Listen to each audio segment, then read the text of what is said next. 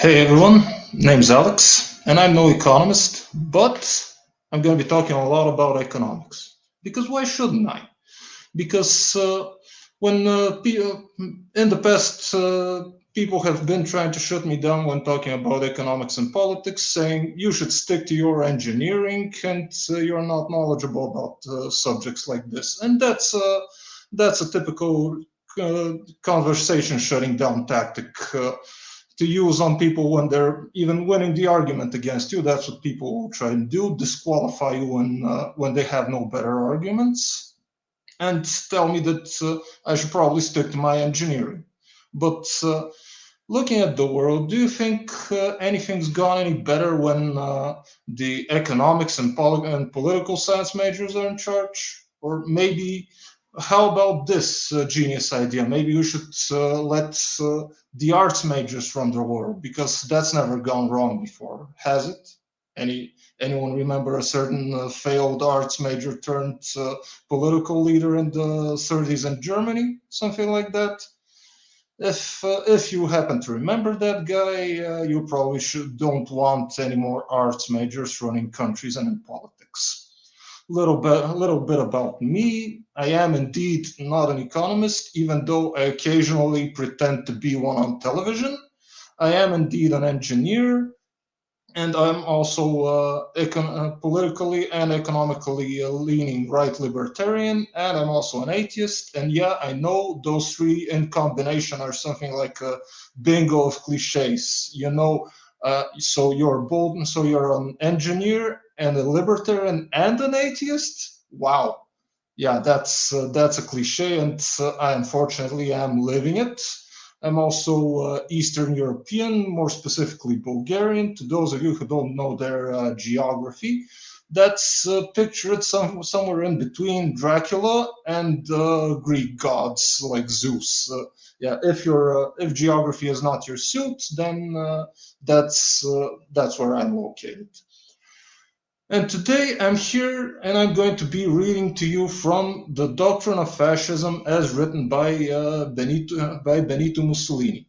Because fascism is a word often misused and used by people who don't know what it means, and people call others Nazi or fascist and use the two terms interchangeably because they have no grasp of what it is. And they'll say that fascism is a right wing ideology, even though I'm going to be making the claim that fascism is indeed a left wing ideology. And I'm also going to be claiming that communism is a fascist ideology, even though communism may predate fascism by several decades. Excuse me. So fascism is, in my opinion, a statist, and in that sense, also not a right wing ideology for certain. And I would say it's a socialist and even a left wing ideology, because Benito Mussolini was also a socialist before he decided to create his own ideology of fascism. And for this evening, I have with me, keeping me company and helping water down what I'm going to read, my buddy Grant. Wave hi if you don't see him. Apologies. And also some snacks to help with this. And with that out of the way, also you'll excuse me, I'll be chewing on this recording.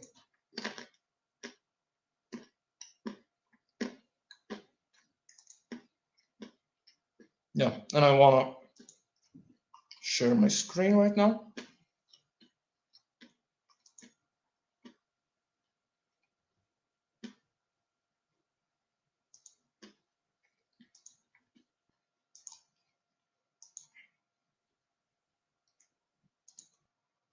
Yeah, you should now be seeing The Doctrine of Fascism, and you'll be able to read along with me. And let's get started with this. The Doctrine of Fascism, and you can consider also this the Doctrine of Fascism as read by not an economist, with my comments with it. And I know you're not gonna read this, so that's why I'm doing this. In the past, I have read the Communist Manifesto, And now this is also going to be a learning experience for me because I have also not read this document. And now we'll see what we learn from this.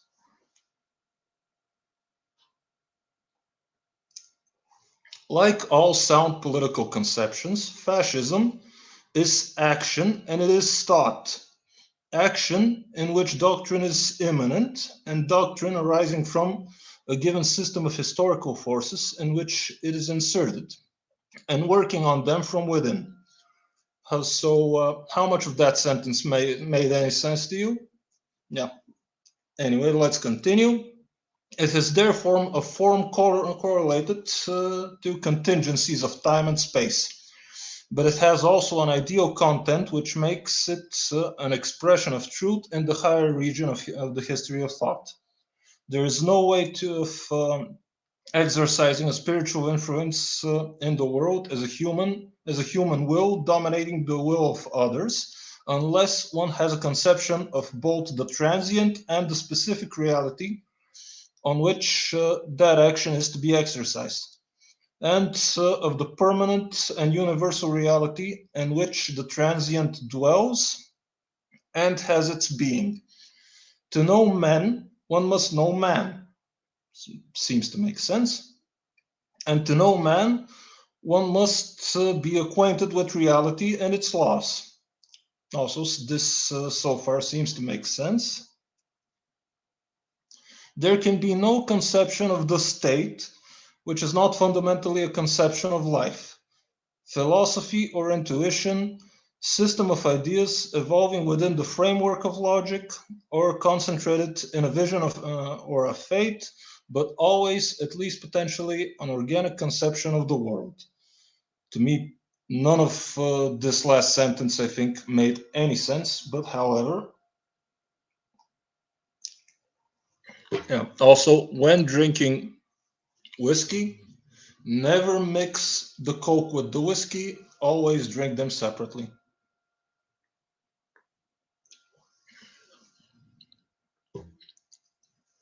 Okay, moving on.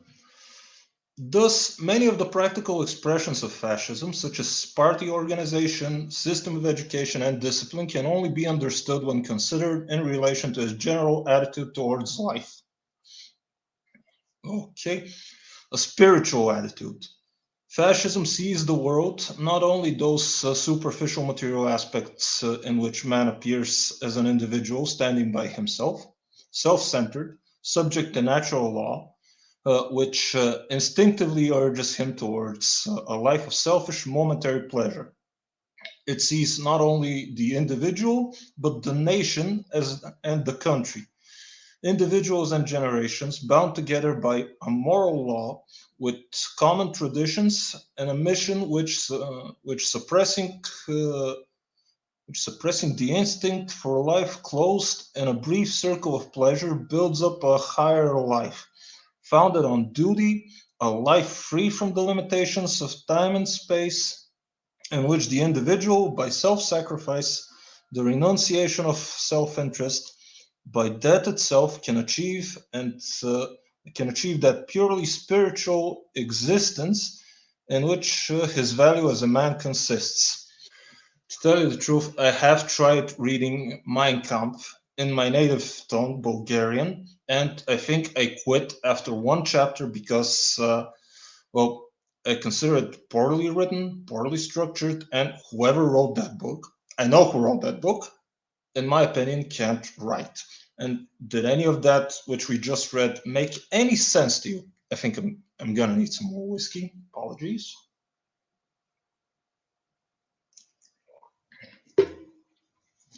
The conception is therefore a spiritual one, arising from the general reaction of the century against the materialistic positivism of the 19th century.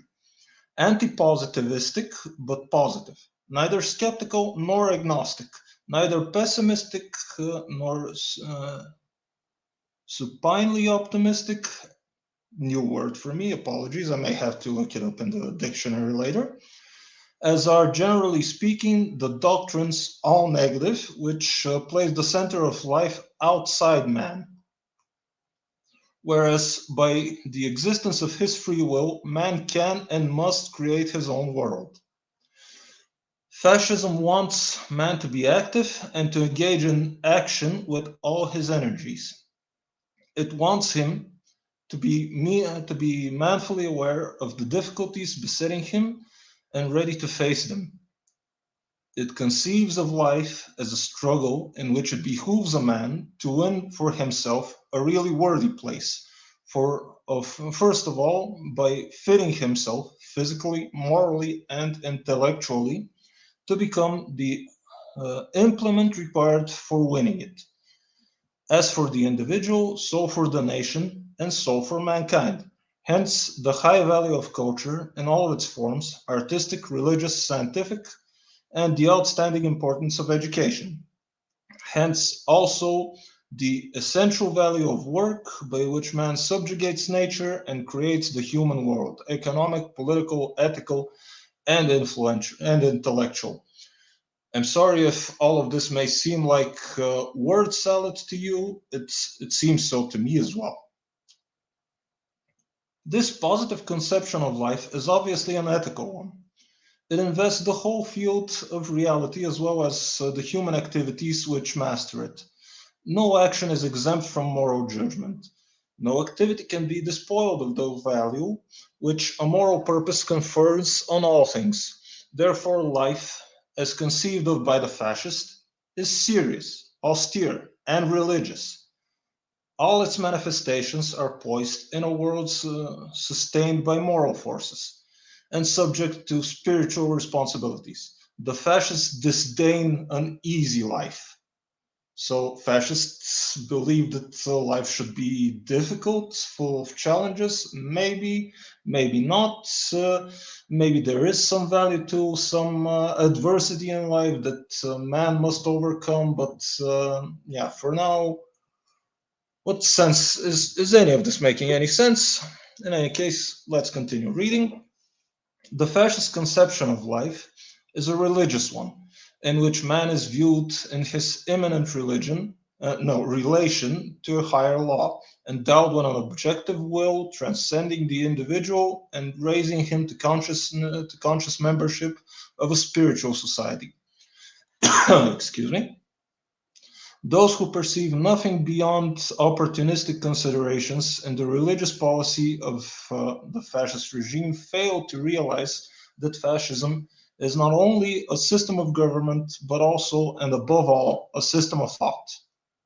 Okay, so fascism is a system of thought, right? Get it. In the fascist conception of history, man is man only by virtue of the spiritual process to which he contributes as a member of the family, the social group, the nation, and in function of history to which all nations bring their contribution. Hence the great value of tradition in records, in language, in customs, and the rules of social life. Outside history, man is a non-entity. Fascism is therefore opposed to all individualistic abstractions based on 18th century materialism, and it is opposed to all Jacobinistic utopias and innovation. So fascism claims to be an anti-utopian ideology and also an anti-individualistic ideology. So for anyone who thinks that right-wing ideologies relate to individualism, I think fascism is not your ideology if you're an individual. Yeah, where were we? It does not believe in the possibility of happiness on earth as conceived by the economistic literature of the 18th century, and it therefore rejects the theological notion that at some future time the human family will secure a final settlement of all its difficulties. This notion runs counter to experience, which teaches us and which teaches that life is in continual flux and in process of evolution. In politics, fascism aims at realism. In practice, it desires to deal only with those problems which are the spontaneous product of historic conditions and which find or suggest their own solutions. Only by entering it into only by entering into the process of reality and taking possession of the forces at work within it can man act on man and on nature. So, fascism apparently claims to be an ideology aimed at addressing some issues that arise in society and nature and man and reality and in existence, apparently.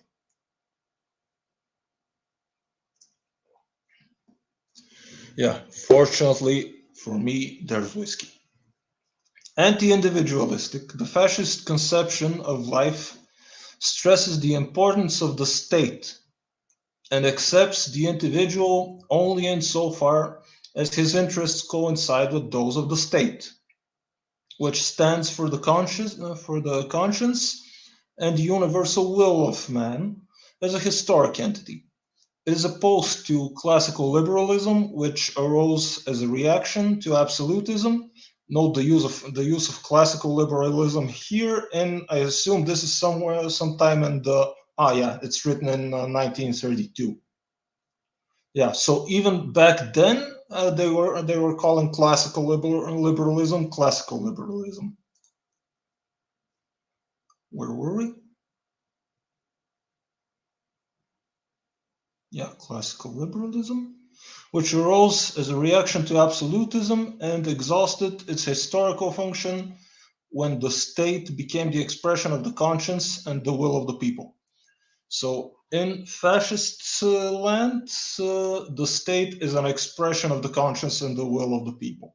Okay, that's what fascists think. I think you should know this. Liberalism denied the state in the name of the individual. Fascism reasserts.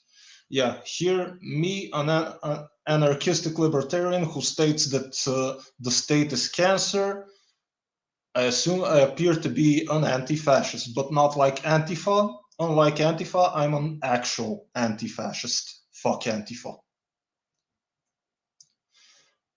The rights of the state as expressing the real essence of the individual and of liberty is to the attribute of living men and not of abstract dummies invented by individualistic liberalism. Then fascism stands for liberty and for the only liberty worth having, the liberty of the state. Okay, so the only liberty worth having is the liberty of the state and of the individual within the state. Okay, so long as the state is okay with your liberty, you have liberty. If your liberty goes against the liberty of the state, then so too bad. Sorry for your liberty. The fascist conception of the state is all embracing. Outside of it, no human or spiritual values can exist, much less have value. Thus understood, fascism is totalitarian, and the fascist state a synthesis and a unit inclusive of all values, interprets, develops, and potentiates the whole life of a people. So I think further on we're going to read the exact definition of what fascism means, but we'll get to that. And so fascism, I think first Benito Mussolini defined the term totalitarian, and fascism is for a totalitarian state, a total state.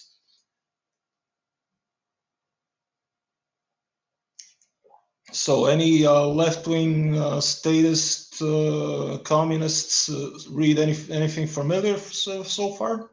Sound familiar? If not, maybe we can go further. No individuals or group, political parties, cultural associations, economic unions, social classes outside the state. Fascism is therefore opposed to socialism. Yeah, right. To which unity within the state. Excuse me, which amalgamates classes into a single economic and ethical reality, is unknown, and which sees in history nothing but the class struggle. Again, may I remind you that Benito Mussolini was initially a socialist until he thought socialism isn't enough, and something new needed to come about, and that new thing is fascism.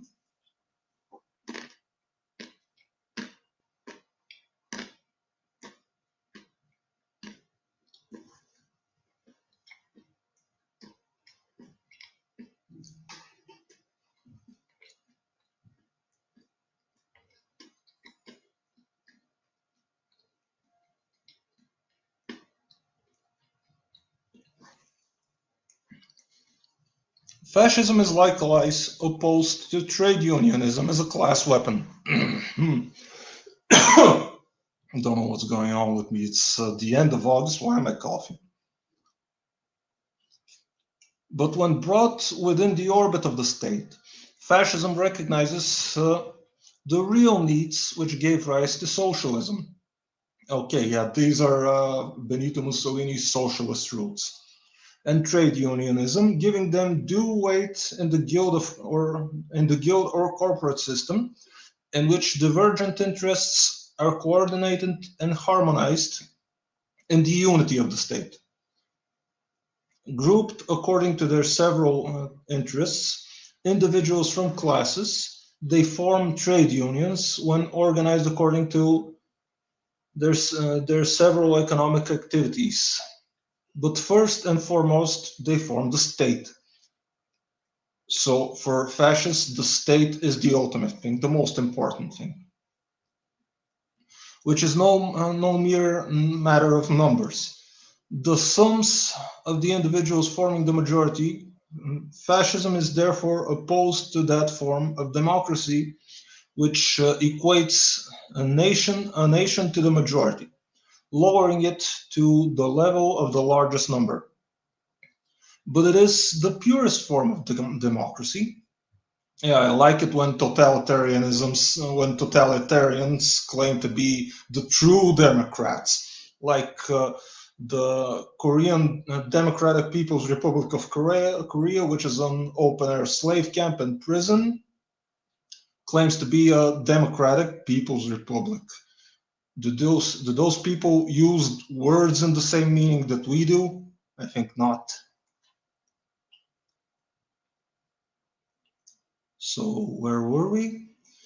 Yeah, but it is the purest form of democracy in which the nation be considered as it should be from the point of view of quality rather than of quantity, as an idea, the mightiest because the most ethical, the most coherent, the truest, expressing itself in a people as the conscience and will of the few, if not indeed of one, and ending to express itself in the conscience and the will of the mass, of the whole group, uh, ethnically molded by natural and historical conditions into a nation, advancing as one conscience and one will along the self same line of development and spiritual foundation.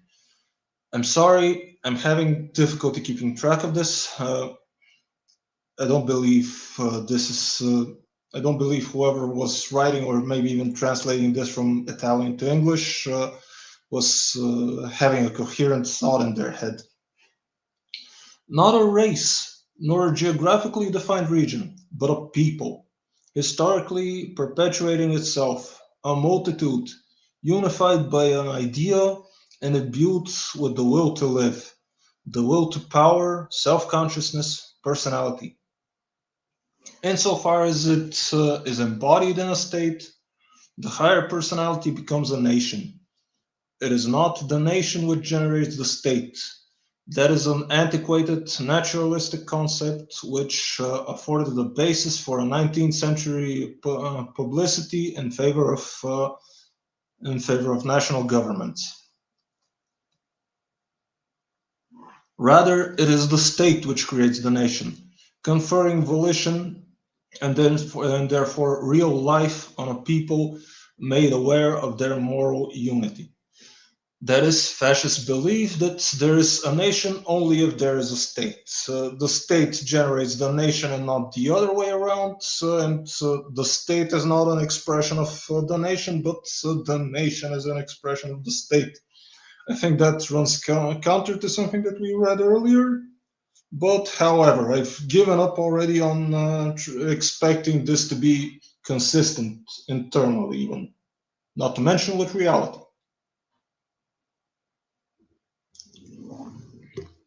Excuse me.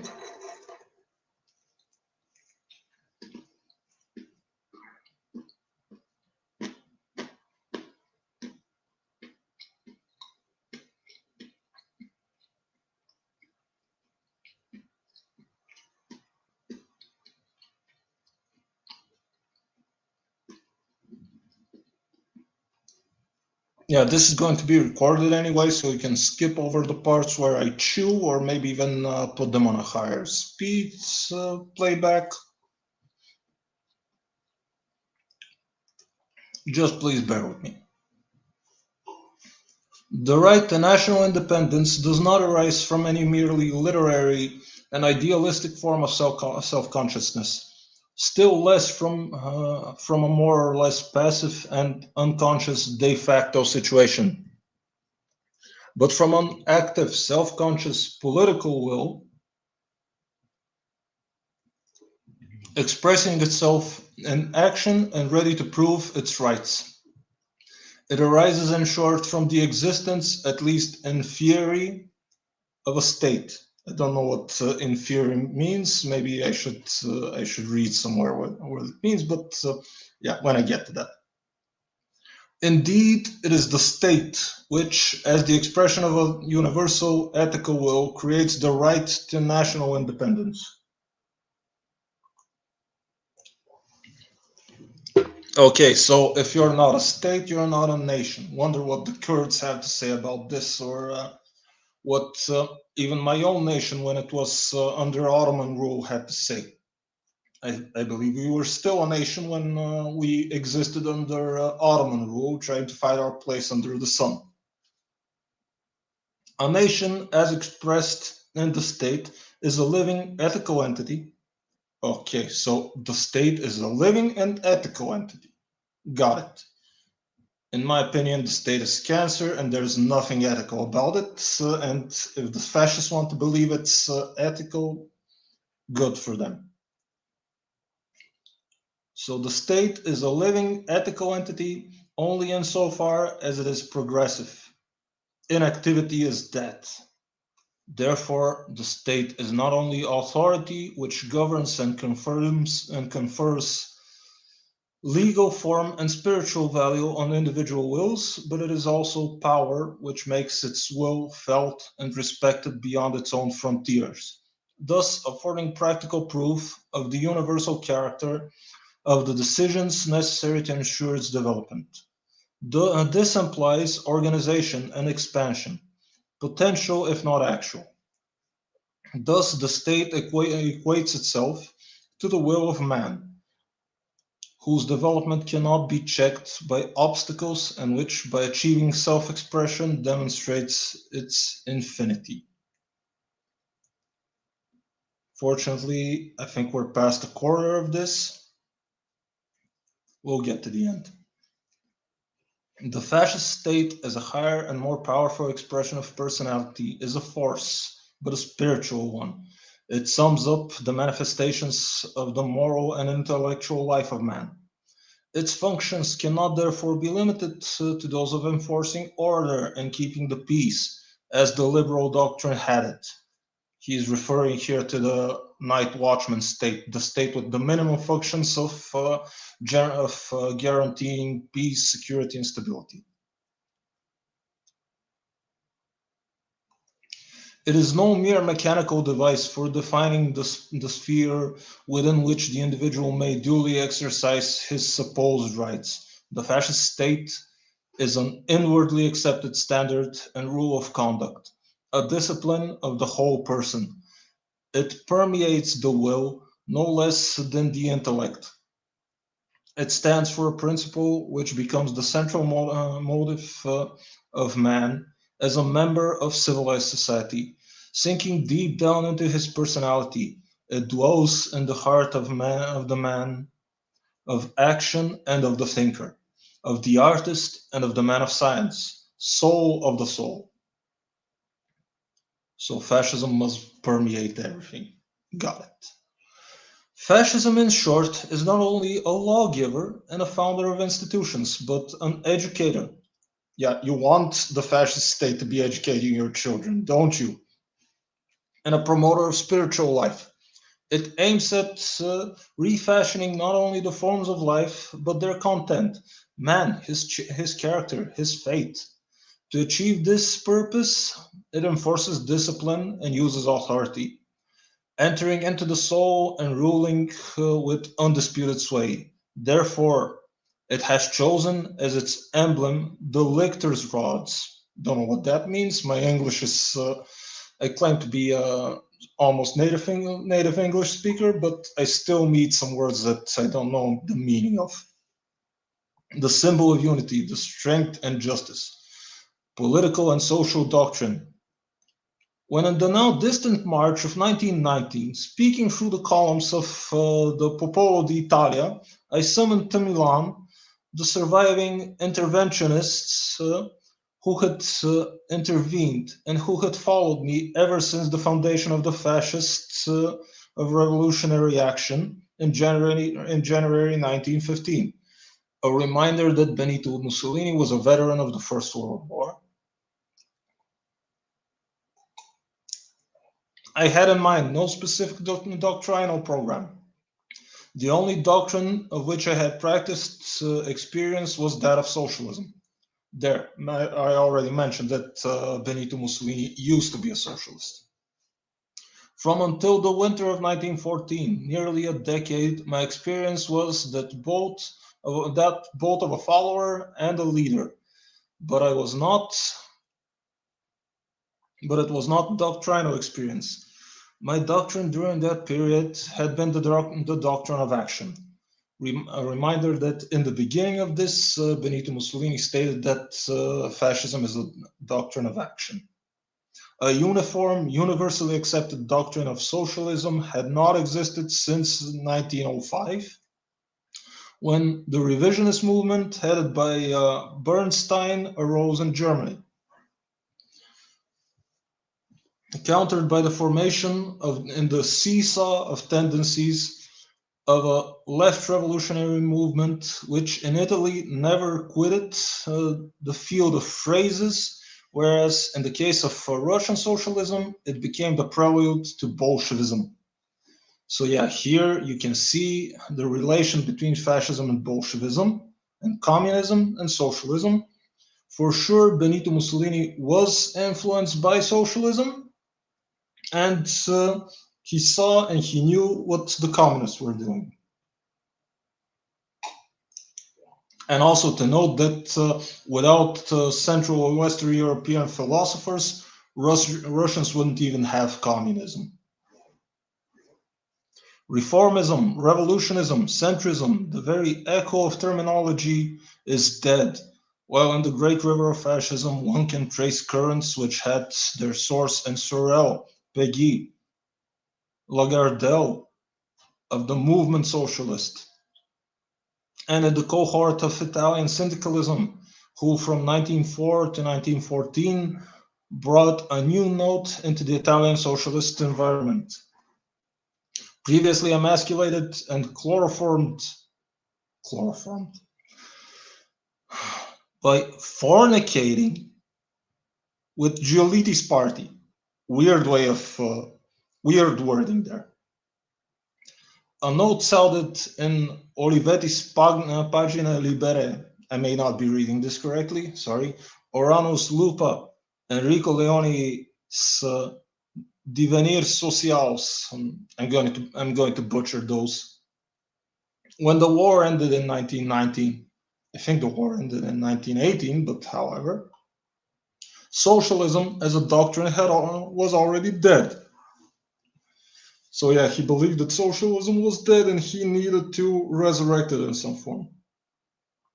It continued to exist only as a grudge, especially in Italy, where its only chance lay in inciting to reprisals against the men who had willed the war and who were to be made to pay for it.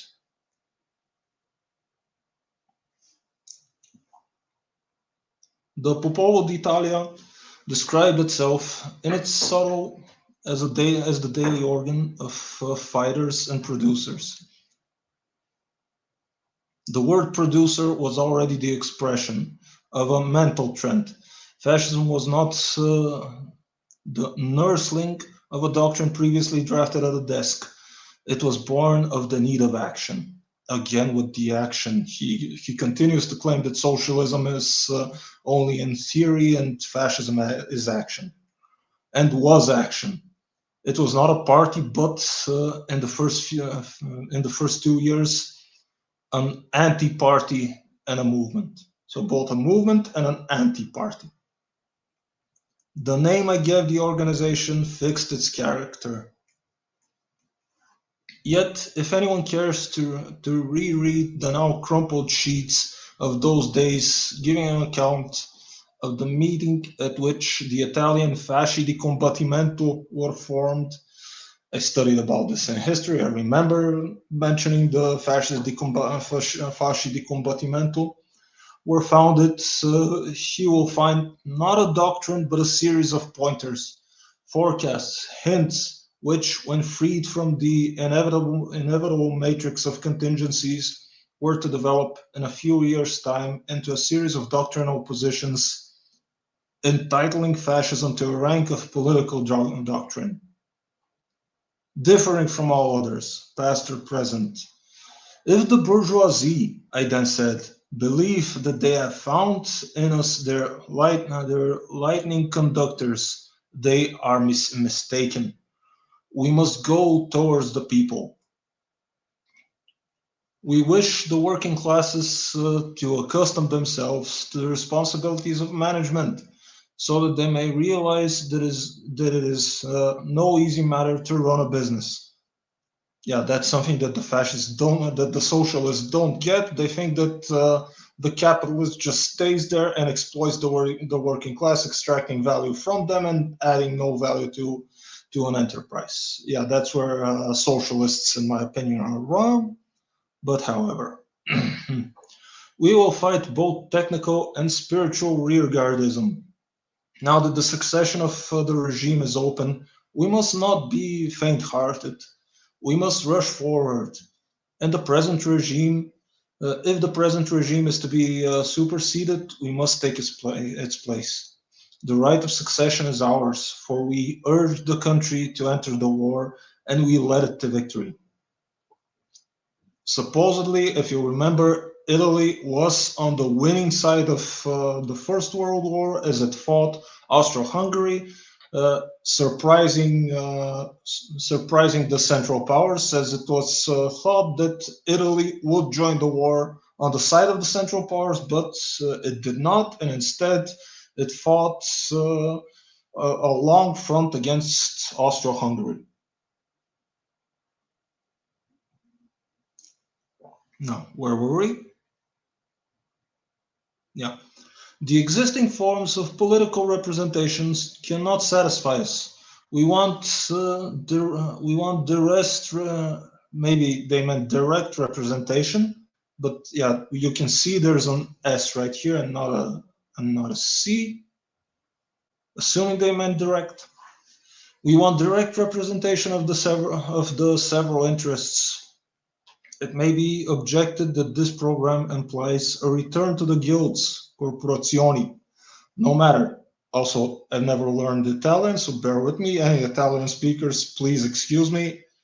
I know a few that if they watch this, they won't strangle me. Sorry in advance. No matter. I therefore hope this assembly will accept the economic claims advanced by national syndicalism. It is not strange that from the very first day at Piazza San Sepolcro, the word guild, corporazione, was pronounced, a word which, as the revolution developed, was to express one of the basic legislative and social creations of the regime.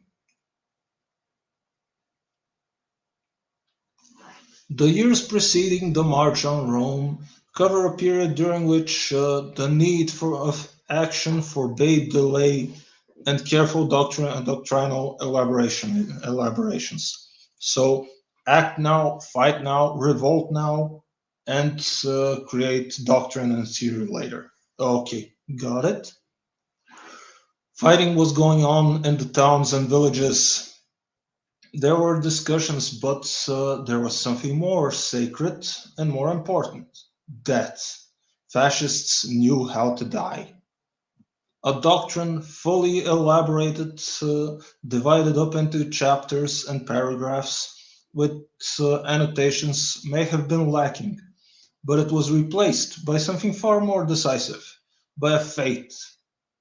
All the same, if with the help of books, articles, resolutions passed at Congresses, major and minor speeches, anyone would care to revive the memory of those days, he will find, provided he knows how to seek and select, that the doctrinal foundations were laid while the battle was still raging. Indeed, it was during those years that fascists, though armed, refined itself.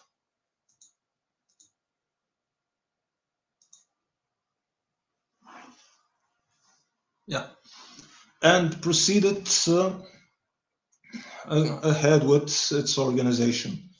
The problems of the individual and the state, the problems of authority and liberty, political, social, and more especially national problems were discussed.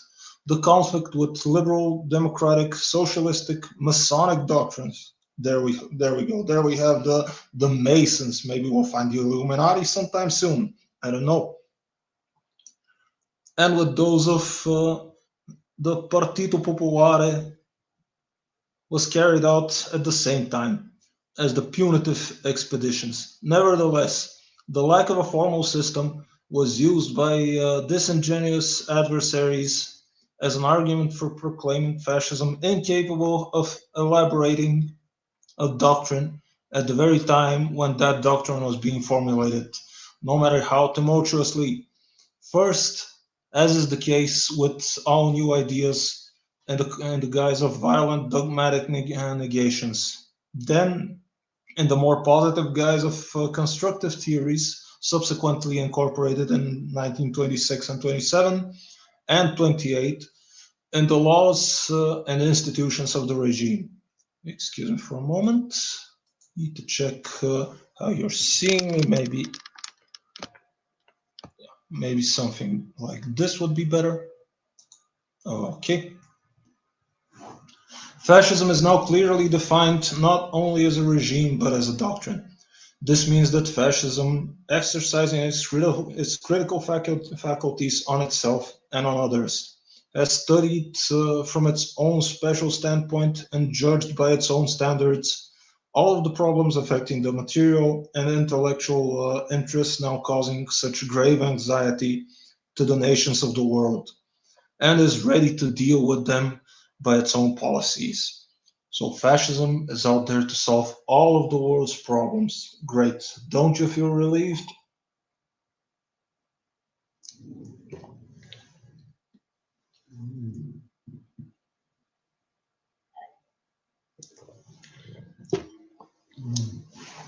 First of all, as regards the future development of mankind, and quite apart from all present political considerations, fascism does not, generally speaking, believe in the possibility or utility of perpetual peace.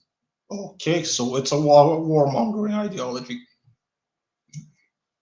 And it therefore discards pacifism as a cloak for cowardly, supine renunciation in contradiction to self sacrifice. War alone keys up all human energies. Yes, warmongering to their maximum tension, and sets the seal of nobility on those people who have the courage to face it. All other tests are substitutes which never place a man face to face with himself before the alternative of life or death. Therefore, all doctrines, all doctrines which postulate peace at all costs are incompatible with fascism. Equally foreign to the spirit of fascism, when even if accepted as useful in meeting special political situations, are the internationalistic or league superstructures. So fascism is against any form of international organizations. Yeah, where were we? Maybe I'll go a little bit back. So, equally foreign to the spirit of fascism even if accepted as useful in meaning special political in meeting special political situations, are all internationalistic or league superstructures, which, as history shows, crumble to the ground whenever the heart of nations is deeply stirred by sentimental, idealistic, or practical considerations. Therefore, you can accept that neither the European Union, nor NATO, nor BRICS, for that matter, or any sort of union will last the first nationalist spirit awakening somewhere. Okay. Fascism carries the anti pacifistic attitude into the life of the individual. I don't care a damn, me ne frego, as fascists would say. The proud motto, excuse me, of the fighting squads squalled by a wounded man on his bandages is not only an act of philosophic stoicism, it sums up a doctrine which is not merely political. It, it is evidence of a fighting spirit which accepts all risks. It signifies a new style of Italian life. The fascist accepts and loves life. He rejects and despises suicide as cowardly. Life as he understands it means duty, elevation, conquest. Life must be lofty and full. It must be lived for oneself, but above all others, both nearby, also nearby is spelled with a spelling error here.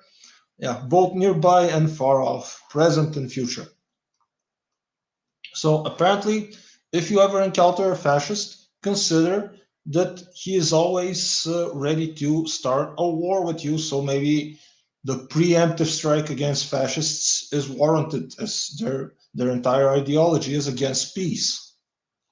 The population policy of the regime is the consequence of these premises. The fascist, yeah, we're almost at the half mark. Okay. The fascist loves his neighbor, but the word neighbor does not stand for some vague and unseizable conception. Yeah, so this is going to be like the Jewish definition of love thy neighbor, but yeah, who's your neighbor? Not everyone. But the word neighbor does not stand for some vague and unseizable conception. Love of one's neighbor does not exclude necessary educational severity. Still less does it exclude differentiation and rank.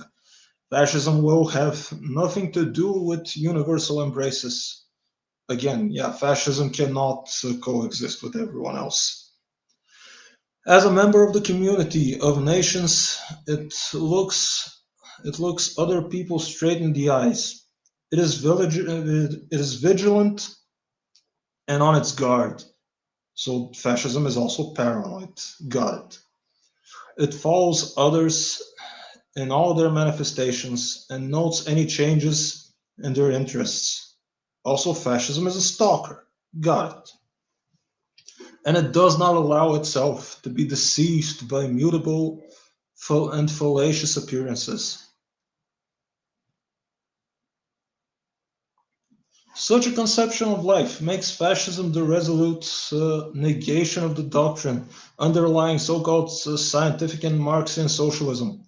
The doctrine of historic materialism, which would explain the history of mankind in terms of the class struggle and by changes in the processes and instruments of production to the exclusion of all else.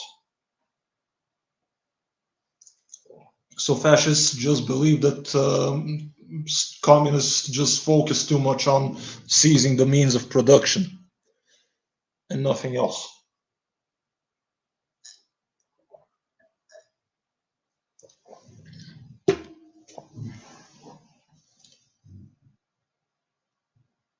That the vicissitudes, new word for me, sorry, of economic life discoveries of raw materials, new technical processes, and scientific inventions have their importance, no one denies. But that they suffice to explain human history to the exclusion of other factors is absurd. Here, I'm inclined to agree also. Fascism believes now and always in sanctity and heroism, that is to say, in acts in which no economic motive, remote or immediate, is at work. Having denied historical materialism, which sees in men mere puppets on the surface of history, appearing and disappearing on the crest of the waves, while in the depths the real directing forces move and work. Fascism also denies the immutable and irreparable character of the class struggle, which is the natural outcome of this economic conception of history. Above all, it denies that the class struggle is the prepon- preponderating preponderating agent in social transformations. Having thus struck a blow at socialism in the two main points of its doctrine, all that remains of it is the sentimental aspiration owed as humanity itself towards social relations in which the sufferings and sorrows of the humbler folk will be alleviated. But here again, fascism rejects the economic interpretation of felicity as something to be secured socialistically, almost automatically, at a given stage of economic evolution, when all will be assured a maximum of material comfort. Fascism denies the materialistic conception of happiness as a possibility and abandons it to the economists of the mid 18th century. The means that fascism denies the equation well being equals happiness, which sees in men mere animals, content when they can feed and fatten, thus reducing them to a vegetative existence, pure and simple. I would also agree that there is something beyond base needs, but one must secure one's own base needs before going ahead to secure other higher needs that man may have.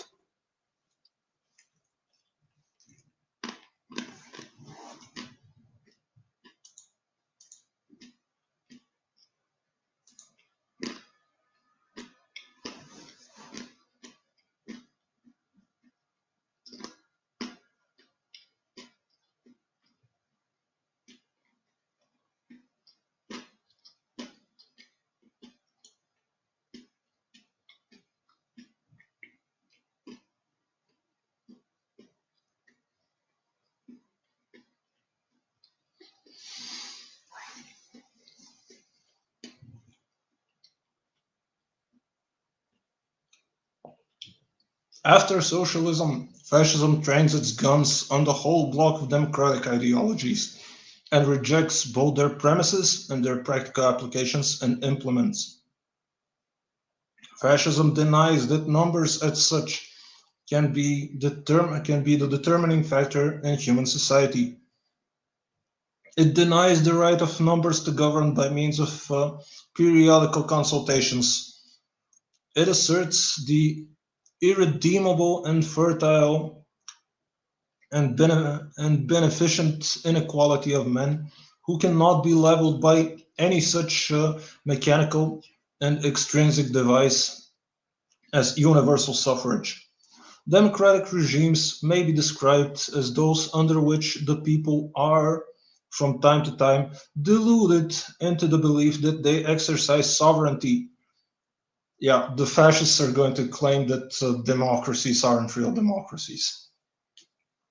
While at the time real sovereignty resides in and is exercised by other and sometimes irresponsible and secret forces.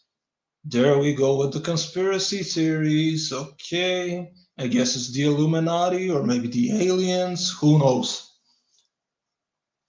Democracy is a kingless regime infested by many kings who are sometimes more exclusive, tyrannical, and destructive than one, even if he be a tyrant.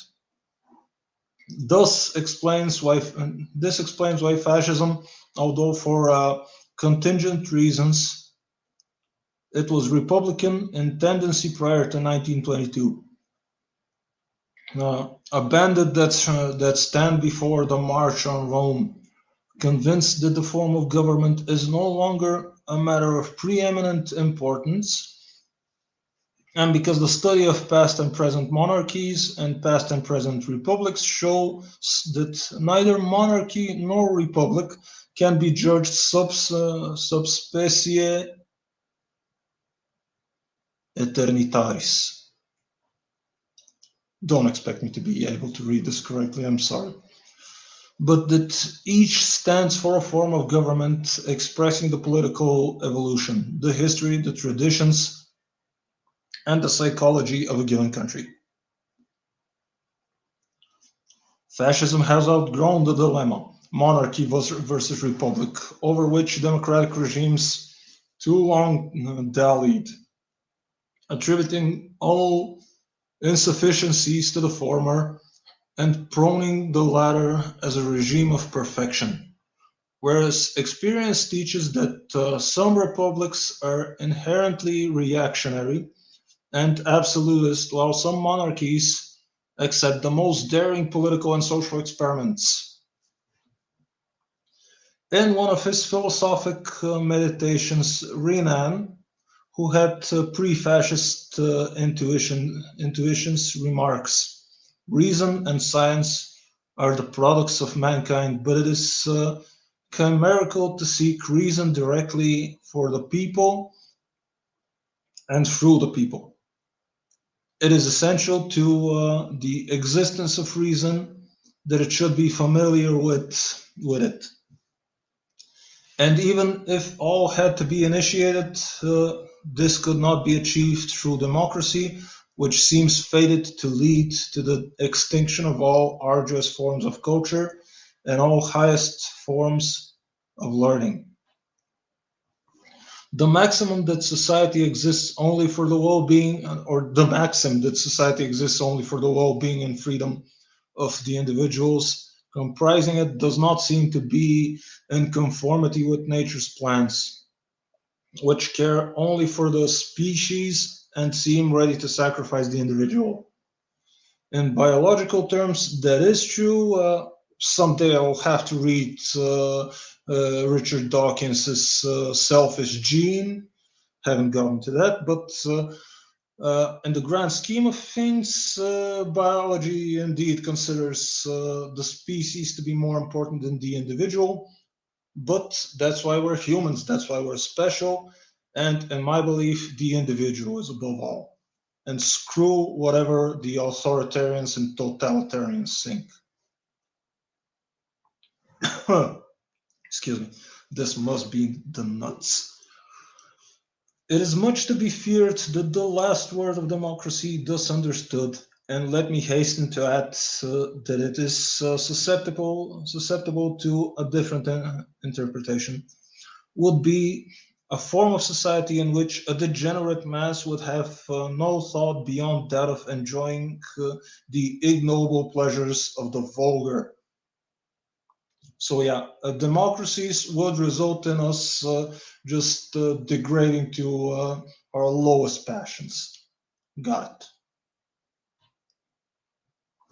In rejecting democracy, fascism rejects the absurd conventional lie of political equalitarianism, the habit of collective irresponsibility, the myth of felicity and indefinite progress. But if democracy be understood as meaning a regime in which the masses are not driven back to the margin of the state, and then the writer of these pages has already defined fascism as an organized, centralized, authoritarian democracy. Okay, so fascism is a democracy, but authoritarian. Has this man ever heard of an oxymoron? Fascism Fascism is definitely and absolutely opposed to the doctrines of liberalism, both in the political and the economic sphere. Yeah, so fascism is not capitalist. The importance of liberalism in the 19th century should not be exaggerated for present-day polemical purposes, nor should we make of one of the many doctrines which flourished in that century a religion for mankind in the present and for all time to come. Liberalism really flourished for 15 years only. It arose in 1830 as a reaction to the Holy Alliance, which tried to force Europe to recede further back than 1789. It touched its zenith in 1848, when even Pius IX, the Pope, I guess, was a liberal. Today's Pope is also a liberal. Some would even say that Pope Francis is the Pope of the World Economic Forum, but maybe we'll talk about that in future videos. Hi, James Lindsay. Yeah, if you've not heard of James Lindsay, go look him up on YouTube.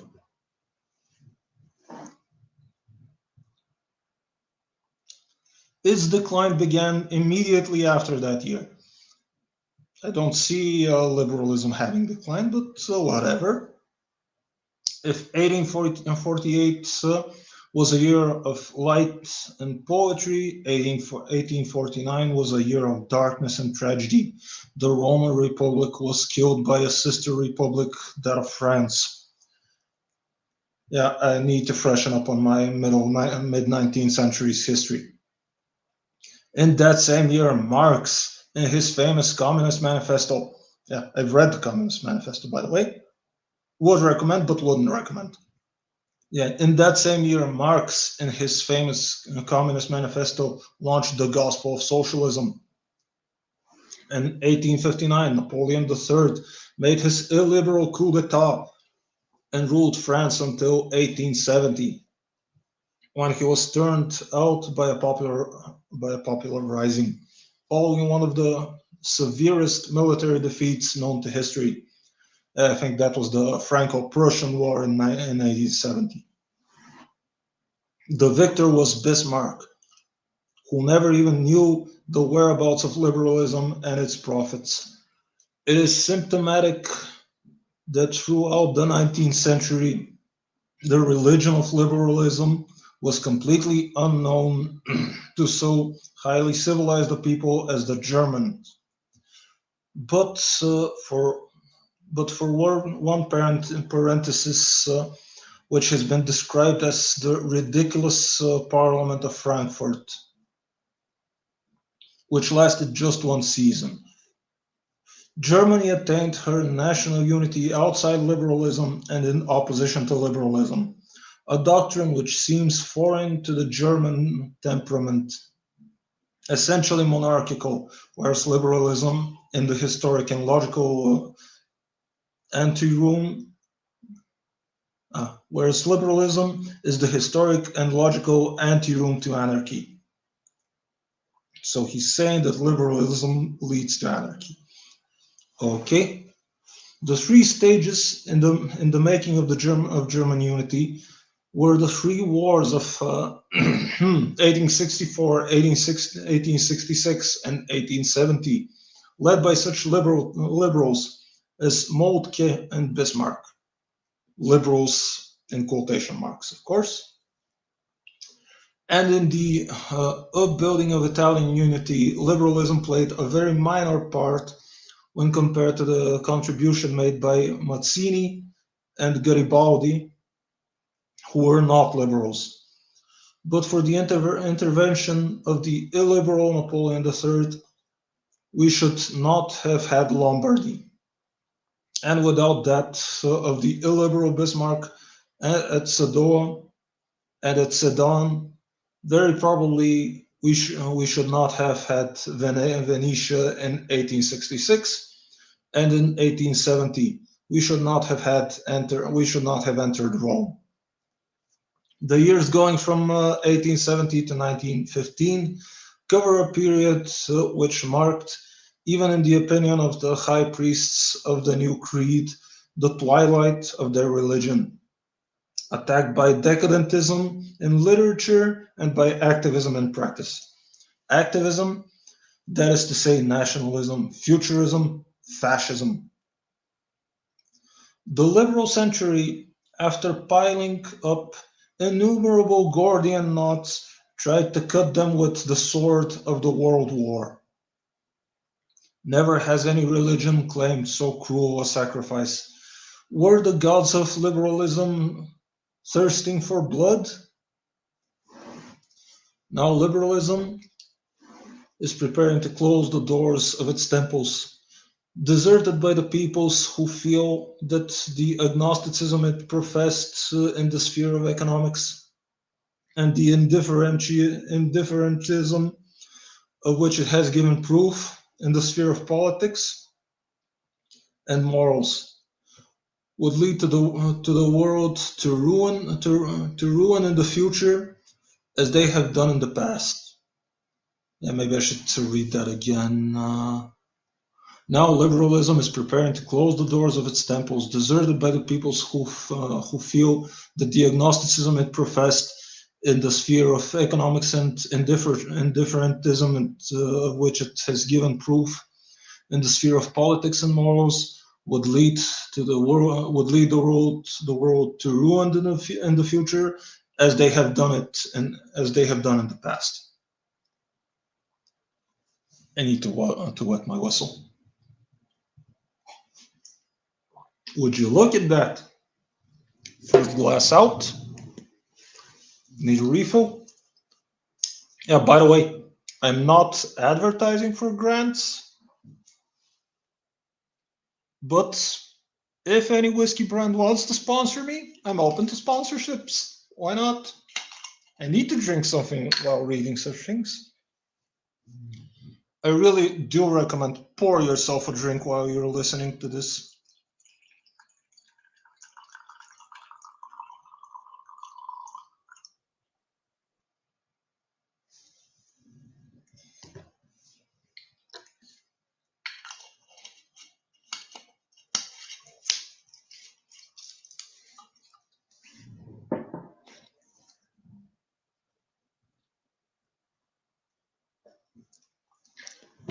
Need to refill the Coke as well.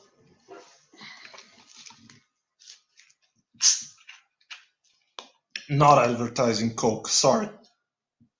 Wouldn't take sponsorships either.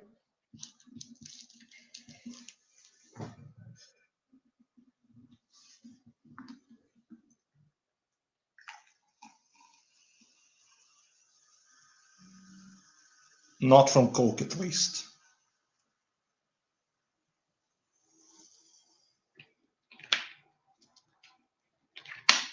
One should really be careful where they get their money from. Fortunately, I make all of my money doing engineering work. And we'll see where this YouTube stuff goes. But for now, yeah, let's continue reading the Doctrine of Fascism.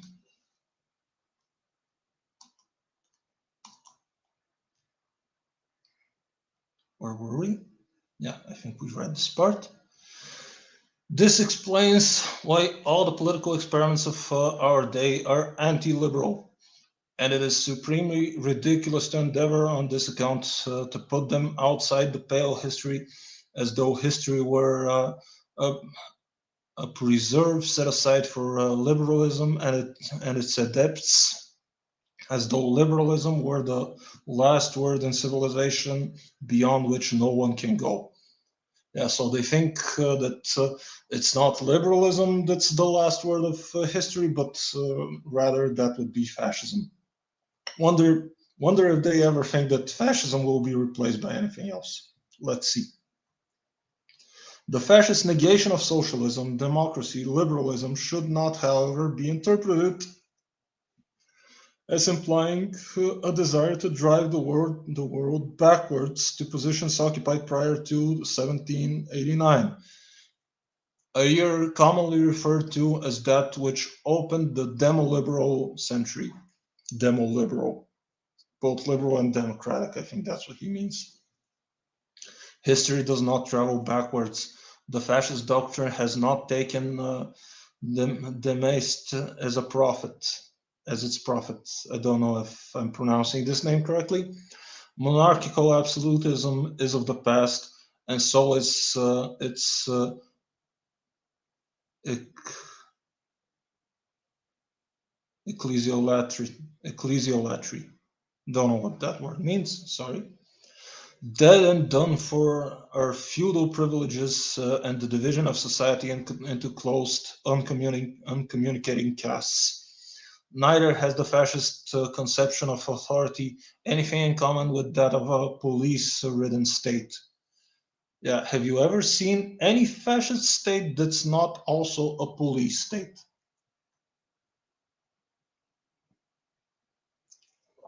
I don't think that's possible. A party governing a nation totalitarianly is a new departure in history. There are no points of reference nor for comparison. From beneath the ruins of liberal, socialist, and democratic doctrines, fascism extracts those elements which are still vital. It preserves what may be described as the acquired facts of history. It rejects all else. That is to say, it rejects the idea of a doctrine suited to all times and to all people. Therefore, fascism is here itself stating that it may not be universal for all peoples, for all nations, and for all times. Okay, so then it maybe assumes that at some point it may be supplanted by something. Okay, got it. Granted that the 19th century was the century of socialism, liberalism, democracy, he's probably going to be very disappointed if he finds out that the 20th century was also the century of socialism, liberalism, and democracy.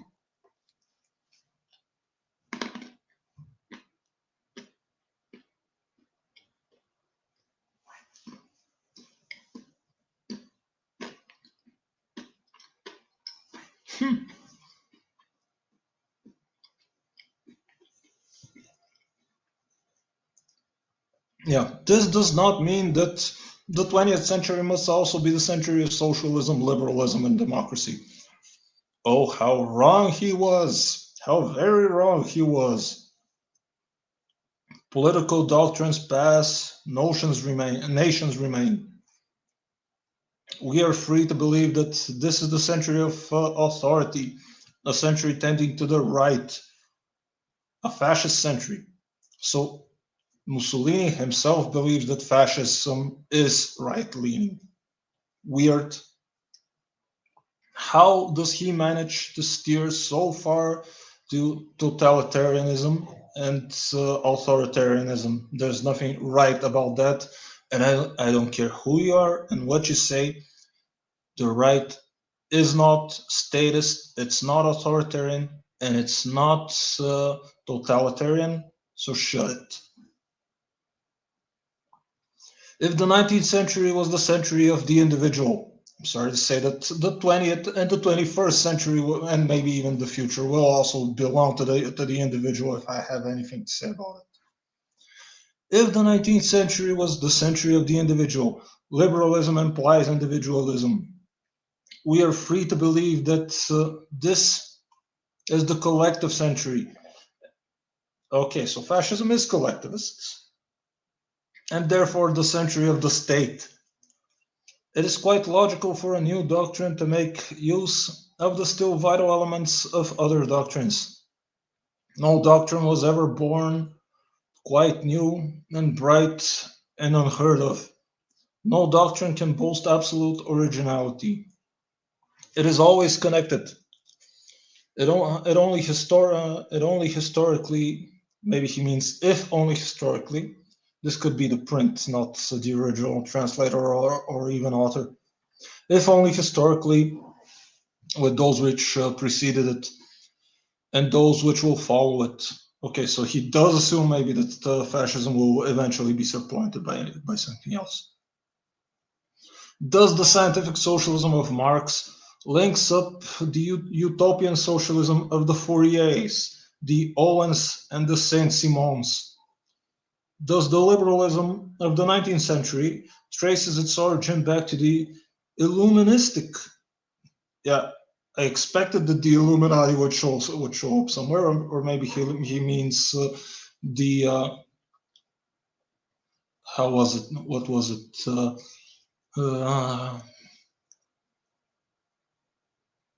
What was that?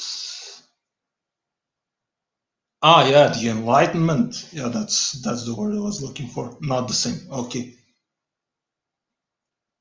So the Saint-Simons, thus the liberalism of the 19th century traces its origin back to the Illuministic movement of the 18th and the doctrines of democracy to those of the encyclopedists. All doctrines aim at directing the activities of men towards a given objective. But these activities in their turn react on the doctrine, modifying and adjusting it to new needs or outstripping it. A doctrine must therefore be a vital act and not a verbal display. Hence the pragmatic strain in fascism, its will to power, its will to live, its attitude towards violence, and its value. We're nearly done. I think this is almost 2/3 or maybe even 3/4. The keystone of the fascist doctrine is its conception of the state, of its essence, its functions, and its aims. For fascism, the state is absolute. Okay, so fascism is absolute state, right? Individuals and group relative. So yeah, the state is absolute and individuals and groups are relative. Individuals and groups are admissible insofar as they come within the state. Instead of directing the game and guiding the material and moral progress of the community, the liberal state restricts its activities to recording results. The fascist state is wide awake and has a will of its own. For this reason, it can be described as ethical. At the first quinquennial, what does this mean? Quinquennial assembly of the regime in 1929, I said, the fascist state is not a night watchman, solicitous only of the personal safety of the citizens. Not, maybe it means nor is it organized exclusively for the purpose of guaranteeing a certain degree of material prosperity and relatively peaceful conditions of life. A board of directors would do as much. Neither is it exclusively political, divorced from practical realities and holding itself aloof from the multifarious activities of the citizens and the nation. The state, as conceived and realized by fascism, is a spiritual and ethical entity for securing the political, juridical, maybe he means judicial, because juridical I don't think is a word, and economic organization of the nation. An organization which, in its origin and growth, is a manifestation of the spirit. The state guarantees the internal and external safety of the country. But it also safeguards and transmits the spirit of the people, elaborated down the ages in its language, its customs, its fate. The state is not only the present, it is also the past, and above all, the future. Transcending the individual's brief spell of life, the state stands for the immanent conscience of the nation. The forms in which it finds expression change, but the need for it remains. The state educates the citizens to civism, makes them aware of their mission, urges them to unity. Its justice harmonizes their divergent interests. It transmits to future generations the conquests of the mind in the fields of science, art, law, human solidarity. It leads men up from primitive tribal life to that highest manifestation of human power, imperial rule. The state hands down to future generations the memory of those who laid down their lives to ensure its safety or to obey its laws. It sets up as examples and records for future ages the names of the captains who enlarged its territory and of the men of genius who have made it famous. Wherever, whenever respect for the state declines, and the disintegrating and centrifugal tendencies of individuals and groups prevail, nations are headed for decay. Okay, in my own view, every statist should admit that they're somewhat of a fascist, and the above paragraph that we read just demonstrates that the state is the enemy of the individual, and the individual should wake up and realize, in my opinion, that the state is its bane. Either the individual will destroy the state, or the state will subjugate the individual in the form of fascism.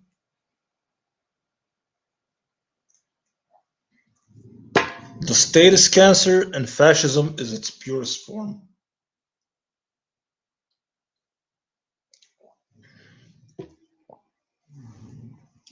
Since 1929, economic and political developments have everywhere emphasized the truths. The importance of the state is rapidly growing. The so-called crisis can only be settled by state action and within the orbit of the state. Where are the shades of the Jules Simons, who in the early days of liberalism proclaimed that the state should endeavor to render itself useless and prepare to hand in its resignation? Okay, I have not heard of Jules Simon, and maybe I should read something about and from him. And if he said that liberalism means that the state should hand in its resignation, then yeah, I am indeed a classical liberal, and that description fits me. Good. Learning something about myself here. This is a learning experience, I'll remind you. Or of the McCullochs, who in the second half of the last century, the 19th century, urged that the state should desist from governing too much. Yeah, maybe I've also read the book A Critique of Interventionism by Ludwig von Mises. I do recommend. Yeah. And what of the English Bentham, who considered that all industry asked of government was to be left alone, the laissez-faire, and of the German Humboldt, who expressed the opinion that the best government was a lazy one. I would agree with Humboldt. The best government is a lazy one. The government that's not up your ass, that's the best government. The government that doesn't keep telling you what you can and can't do. But apparently, fascists are busybodies. Fascists will insist on controlling your every move. What would they say now to the unceasing, inevitable, and ungently requested interventions of government and business? Okay, if any form of business, any capitalist corporate entity wants the state to regulate it, that means normally that corporation will be writing its own regulations through its lobbyists. Always be wary of corporations and the state ending up in a bed together. It is true that the second generation of economists was less uncompromising in the respect that the first, in this respect, than the first, and that even Adam Smith left the door ajar, however cautiously, for government intervention in business. Yeah, I should also probably read Adam Smith. If liberalism spells individualism, fascism spells government. Okay, yeah, got it. So status, fascism is your religion. The fascist state is, however, a unique and original creation. Why do I keep coughing? It is not reactionary, but revolutionary. for it anticipates the solution of certain universal problems which have been raised elsewhere. In the political field, by the splitting up of parties, the usurpation of power by parliaments, the irresponsibility of assemblies, in the economic field by the increasingly numerous and important functions discharged by trade unions and trade associations with their disputes and ententes affecting both capital and labor. In the ethical field, by the need felt for order, discipline, obedience to the moral dictates of patriotism. Fascism desires the state to be strong and organic, based on broad foundations of popular support. The fascist state lays claim to the rule in the economic field no less than in others. So yeah, fascism is state absolutism, even in the economy. So why don't communists like it? It makes its action felt throughout the length and breadth of the country by means of its cooperative social education and educational institutions and all the political, economic, and spiritual forces of the nation, organized in their respective associations, circulate within the state. A state based on millions of individuals who recognize its authority, feel its action, and are ready to serve its ends, and not the tyrannical state of a medieval lordling. How is that any different? How is the fascist state different from absolute monarchy? I'm listening. I'm hoping I'll read this here, maybe. It has nothing in common with the despotic states existing prior to or subsequent to 1789. Far from crushing the individual, the fascist state multiplies his energies. Yeah, right. If you're an instrument of the state, you're no longer an individual. Sorry. Just as in a regiment, a soldier is not diminished, but multiplied by the number of his fellow soldiers. Okay, right. Yeah, if you say so. The fascist state organizes the nation, but it leaves the individual adequate elbow room. Right? Really? I thought the individual was to be subsumed and subjugated to the state. It has curtailed useless or harmful liberties. Yeah, right. They're going to decide which of your liberties are useless and harmful, while preserving those which are essential. Again, leave it up to them to decide which of your liberties are essential and which of your liberties are not essential. Go ahead. In such matters, the individual cannot be the judge, but the state only. Yeah, okay, the state is your parent and your nanny. You should completely surrender your free will to the state. The state can decide better what's good and bad for you, not you. You're just an individual. I think we're nearly at the end. Okay. The fascist state is not indifferent to religious phenomena in general, nor does it maintain an attitude of indifference to Roman Catholicism, the special positive religion of Italians. The state has not got a theology, but it has a moral code. The fascist state sees in religion one of the deepest spiritual manifestations, and for this reason, it not only respects religion but defends and protects it. The fascist state does not attempt, as did Robespierre at the height of the revolutionary delirium of the convention, to set up a god of its own, nor does it vainly seek, as does Bolshevism, to efface gods from the souls of man.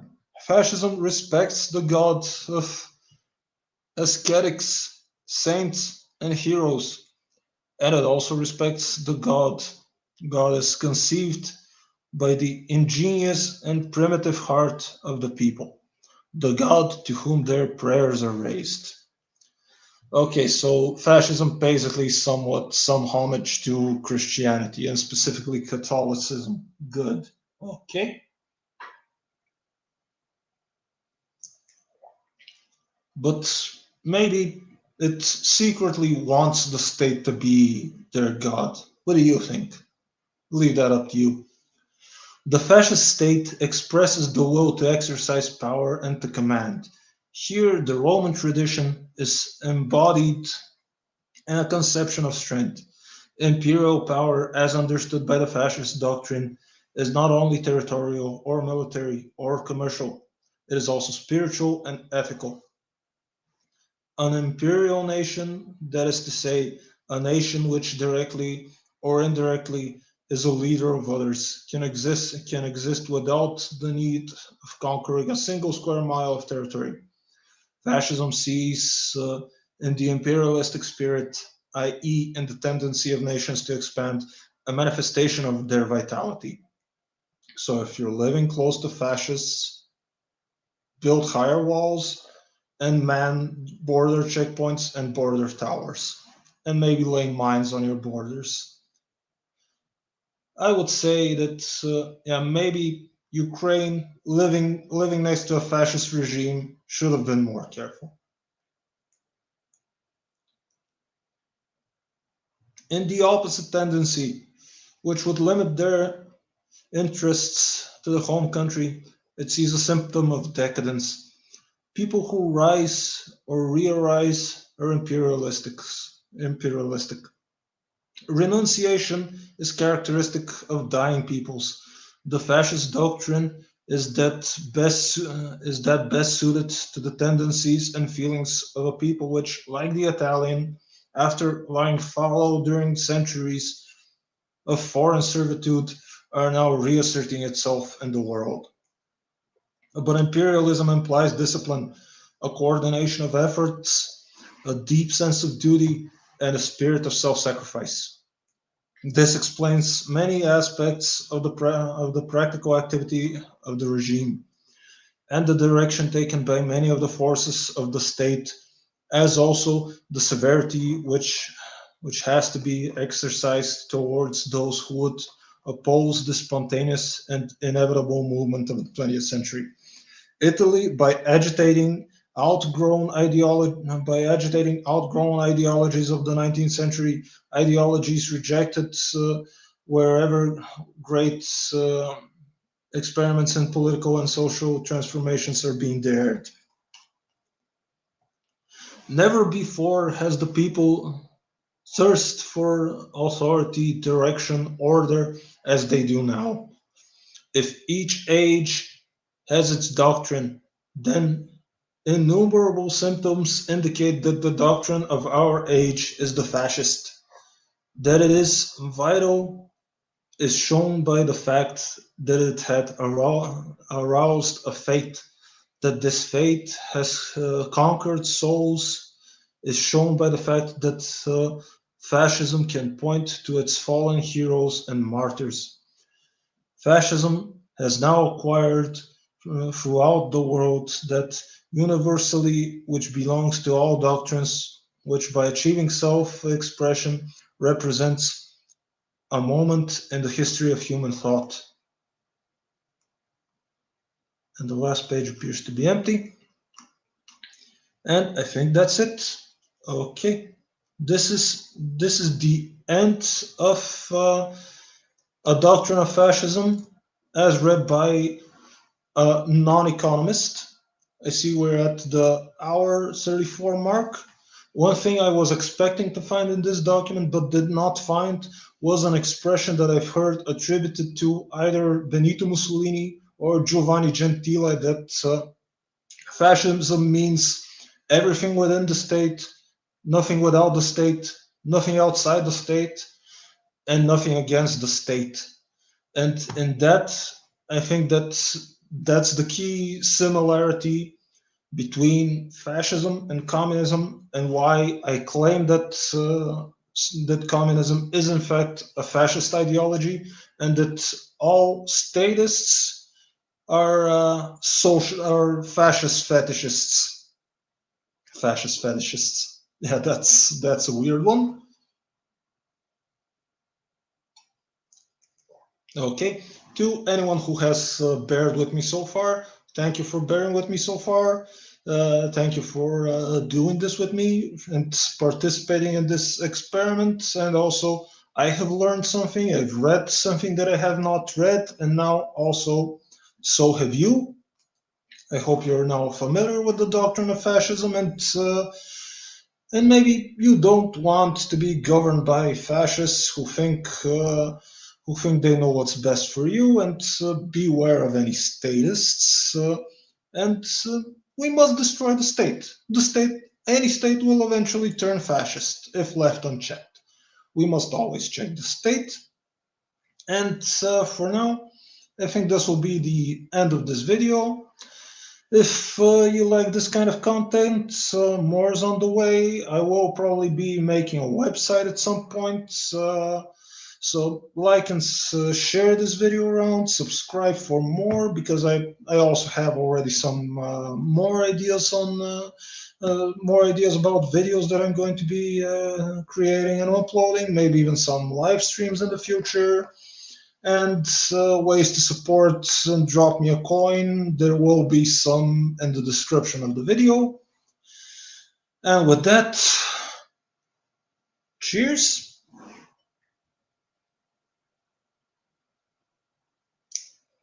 and have a good evening. I've been the not the economist, but